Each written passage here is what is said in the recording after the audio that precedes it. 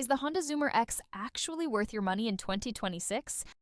I spent some time with it, and here's my honest take. First impressions? It's definitely not your typical scooter. The rugged, almost minimalist design stands out, and you either love it or hate it. But it's not just about looks. On the road, the Zoomer X feels light, nimble, and super easy to handle in tight city traffic. The 110cc engine isn't going to blow your mind, but it's reliable and fuel efficient, which is what most riders in this segment care about anyway.